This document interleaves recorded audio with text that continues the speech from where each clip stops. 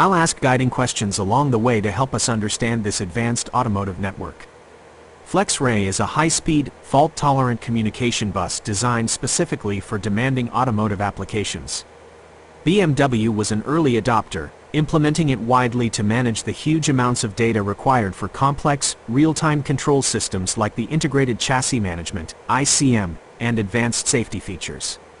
Unlike the traditional CAN bus, FlexRay offers significantly higher bandwidth, up to 10 megabits per second, and, most importantly, deterministic communication. This means data is guaranteed to arrive within a specific, predictable time frame, which is absolutely crucial for systems requiring split-second synchronization and reliability. To begin our deep dive, we have a few paths we can take: architecture and protocol. We can dive into the technical details, like the communication cycle, frame structure, and how FlexRay achieves its time determinism and fault tolerance. FlexRay versus CAN. We can compare FlexRay's capabilities to the more common controller area network (CAN) bus to understand the limitations of CAN and why a new protocol was necessary for modern vehicles. Real-world BMW applications. We can look at the specific BMW systems that use FlexRay and why they need its speed and reliability, such as active steering and suspension components.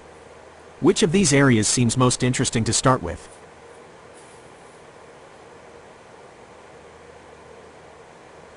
The architecture and protocol is key to grasping why FlexRay is used for BMW's most critical systems. At its core, FlexRay achieves its speed and predictability through a concept called the communication cycle. This cycle repeats continuously and is divided into two main parts for data transfer: static segment, TDMA. This segment is the foundation of FlexRay's deterministic nature. It uses time division multiple access, TDMA, meaning the total time is divided into fixed, guaranteed time slots. Specific electronic control units, ECUs, are assigned their own slot. Since an ECU only transmits during its assigned time, there are no collisions, and the data transmission time is completely predictable. This is critical for active safety and chassis control systems. Dynamic segment, mini-slotting. This segment provides flexibility for data that isn't time-critical, like diagnostic information.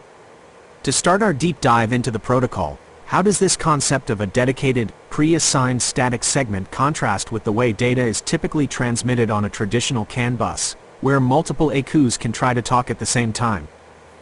The contrast between FlexRay's static segment and the CAN bus is fundamental to understanding why BMW adopted FlexRay. The key difference lies in how they handle simultaneous transmission requests, CAN bus, arbitration. The CAN protocol uses a method called Carrier Sense Multiple Access with Collision Detection, CSMA, CD, combined with non-destructive bitwise arbitration. When multiple ECUs try to transmit, they all start at the same time. The message with the highest priority, the lowest ID, wins the arbitration process and continues transmitting, while the losing ECUs immediately stop. Result: the message with the highest priority is guaranteed to get through, but the time it takes to deliver that message is non-deterministic, or probabilistic. It can be slightly delayed if a higher priority message is already on the bus. This is acceptable for many comfort and basic engine functions. FlexRay's static segment, TDMA. The static segment uses time division multiple access, TDMA. Each ECU is assigned a fixed, dedicated time slot within the communication cycle. Result: the time of transmission is guaranteed and known by all ECUs. There are no collisions, no arbitration, and no delays based on priority. This makes the segment deterministic. Now, let's connect this technical detail to the real world. Since FlexRay guarantees the timing of data delivery, which specific function in a high-performance BMW, like active steering or stability control, would absolutely require this guaranteed timing, and why? System that absolutely relies on FlexRay's deterministic timing and fault tolerance is the Integrated Chassis Management, ICM, often referred to as dynamic drive or active steering. The need for speed and timing, systems like active roll stabilization, active steering, and dynamic damping control all need to exchange huge amounts of data, greater than 1 text megabit per second, simultaneously and in perfect synchronization. For example, when cornering, the ICM must command the active anti-roll bars and the suspension dampers to adjust their stiffness based on inputs from the steering angle sensor and yaw rate sensor, all within milliseconds. If the data were non-deterministic, like CAN, the corrections would be too late, causing unstable handling or a jerky ride. Fault tolerance. For safety-critical systems like these, the ability to tolerate faults is essential. FlexRay provides this through its dual-channel topology. The system can run the same data on two physical channels, Channel A and Channel B. If a wire breaks or one channel fails, the system seamlessly continues operating on the other channel, maintaining full functionality.